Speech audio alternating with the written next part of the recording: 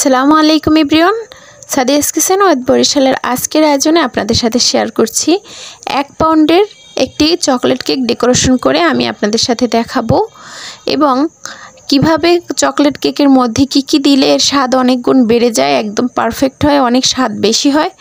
A to Z সব কিছুই আমি শেয়ার করেছি এই রেসিপিতে। 2 ডিমের একটি চকলেট কেক নিয়েছি।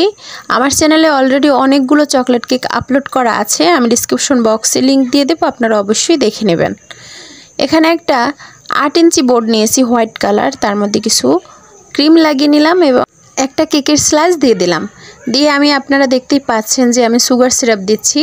এর মধ্যে আমি 2 টেবিল চামচ চিনি, 6 টেবিল চামচ পানি, তার মধ্যে কিছু চকলেট গানাশ এবং দিয়েছি আমি কোকো পাউডার। আর এই সুগার সিরাপটা কিভাবে তৈরি করবেন তার রেসিপিটি অলরেডি আমার চ্যানেলে আপলোড করা আছে, আমি ডিসক্রিপশন বক্সে লিংক দিয়ে দেবো, আপনারা অবশ্যই দেখে নেবেন অথবা কমেন্ট বক্সেও লিংক দেওয়া থাকবে।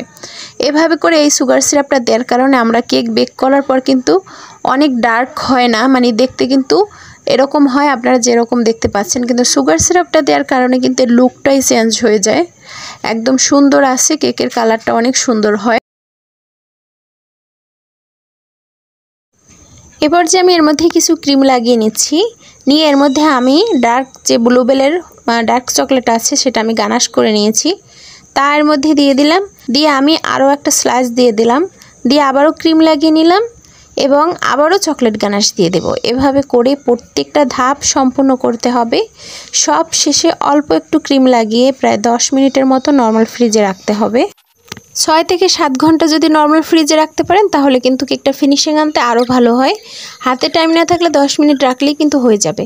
একটা পাইপিং ব্যাগের মধ্যে কিছু ক্রিম ভরে আমি সাইড থেকে দিয়ে একটু ফিনিশিং এনে নিয়েছি এবং কিছু চকলেট গানাশ দিয়ে দিয়েছি। দিয়ে এভাবে করে একটু ডিজাইনটা এনেছি, একটু চকলেট রেখা থাকবে, পাশ থেকে একটু মুছে নিচ্ছি খুব সুন্দরভাবে।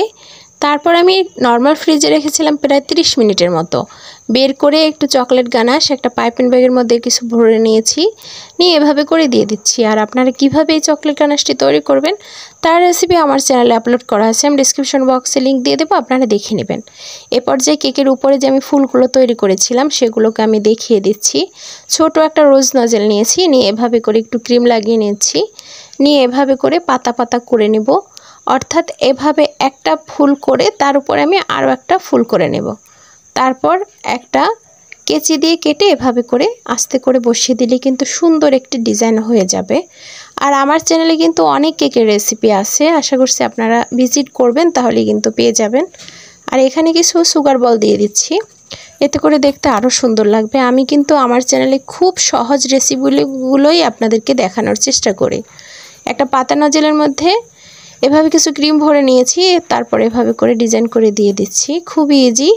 আর এই ক্রিমগুলো কিন্তু আমি তৈরি করেছি কোকো পাউডার এবং কিছু চকলেট গানাশ হুইপ ক্রিমের সাথে মিশিয়ে নিয়েছি, যাতে করে সুন্দর ক্রিমের সাথে এভাবে করে কিন্তু কালারটা চলে আসছে, কোনো ফুড কালার ব্যবহার করিনি।